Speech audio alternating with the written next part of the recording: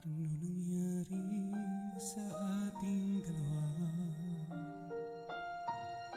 Akala ko noon tayo ay iisa.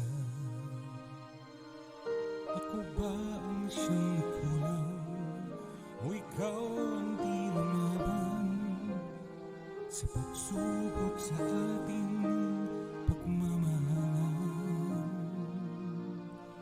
Ano nangyari sa ating dalawa? Pagmamahal ngayon bakit naglako na?